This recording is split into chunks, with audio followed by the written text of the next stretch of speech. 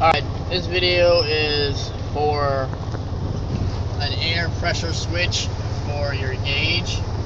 As you can see, mine's at 200 and my switch is on. I have it ran from, well, it's raining right now, so I wouldn't want to go outside and show y'all how to do this shit, but I pretty much explained it to you how you can do it. Alright, what you do is you get a solenoid, right? Put it under your hood like you would do any other vehicle. Like if you wanted to wire up something, you do not need a relay for an eBay purchase.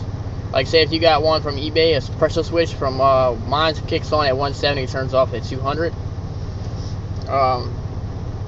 You do not need a ground. You can actually hook two positives to it if you wanted to.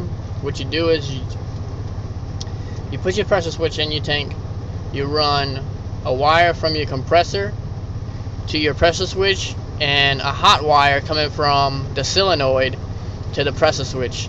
And what that does is it allows it's got constant power going to it. Now what it does is once it reaches 200, it gives a signal out to the pressure switch to the compressor to turn off, which it does, which you're going to hear in a few minutes because I'm going to fuck with the airbags and I'm going to show you how it drops.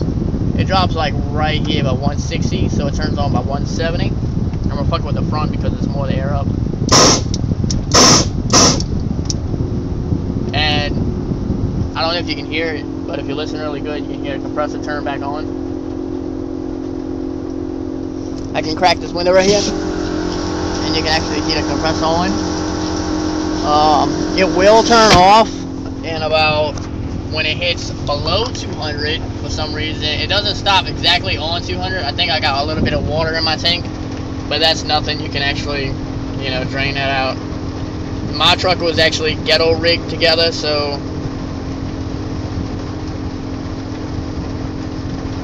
that's how that went. It's a 98 Chevy S10. I have the glow shift air gauge. They pretty much all do the same thing, except that one's not the double needle, it's just a single needle. It's just that one's just to tell me how much pressure is in my air tank, to let me know if I can air up my front or air up my back, and all that good shit. I have one Valair 480 Chrome series. As you can see, at 170, it was at 170. Now it's almost at 200 again. So it doesn't take that long to air up, which is a good thing, because all I have is one under there. I don't have two or three. So yeah, in a few minutes you're gonna see it kick off. I'm gonna have the video run for a little bit so you can actually see it kick off at 200. Or it's gonna kick off a little bit below 200. See if I can just like hold this here for a minute. Yeah, it might hold.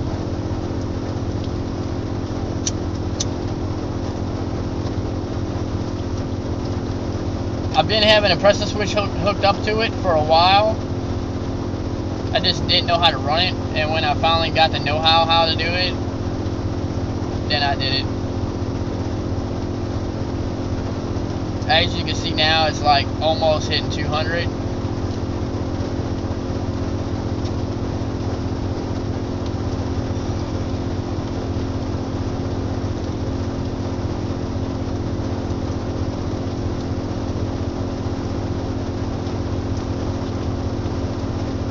It is on 200 now. It's passing up 200.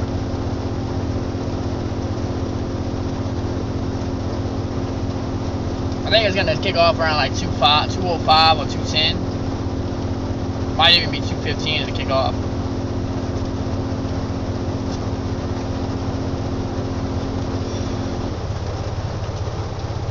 Okay, if you listen, it did kick off just now, and it's at, right now it's like right under the 200 mark, which is pretty good.